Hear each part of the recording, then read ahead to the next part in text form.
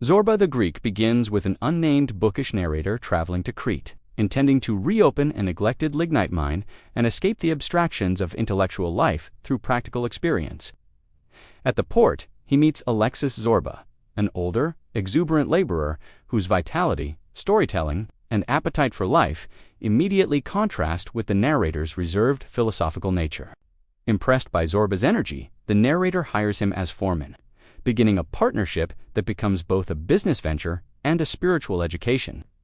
They settle in a remote coastal village where the narrator reads Buddhist texts and reflects inwardly while Zorba plunges into the world of work. Music, food, women, and spontaneous joy.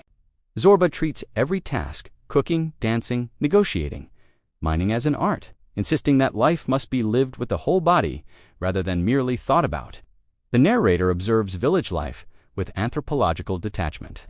While Zorba forms immediate passionate connections with locals, two key female figures emerge: Madame Hortense, a faded former courtesan who falls tenderly in love with Zorba, and the young widow, whose independence provokes desire and hostility among the villagers. The narrator develops a silent, restrained attraction to the widow, but his timidity and social conventions prevent him from acting decisively. Meanwhile, Zorba pursues pleasure openly, sharing stories of past adventures that celebrate both suffering and ecstasy as inseparable parts of existence. The mine project progresses slowly, hampered by financial problems and improvisation. Yet Zorba remains optimistic and inventive. Madame Hortense dreams of marriage with Zorba, who indulges her affection with kindness but cannot commit fully to stability. Village tensions rise around the widow, and after she rejects a local suitor, the men blame her for his suicide. In a brutal scene, the villagers murder the widow, exposing the cruelty and patriarchal violence underlying the seemingly idyllic community. The narrator is horrified by his own inaction, recognizing that thoughtfulness without courage becomes complicity.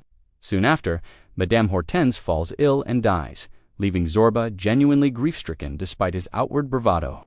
Zorba channels his energy into constructing an elaborate cable system to transport timber, a grand, risky engineering scheme meant to save the mine. On the day of its launch, the mechanism collapses spectacularly, destroying months of work and their remaining funds.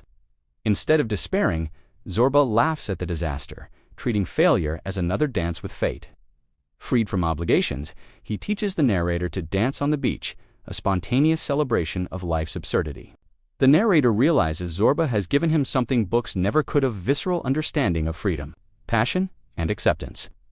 They part ways, Zorba continuing his wandering life, while the narrator returns to writing, carrying Zorba's spirit within him.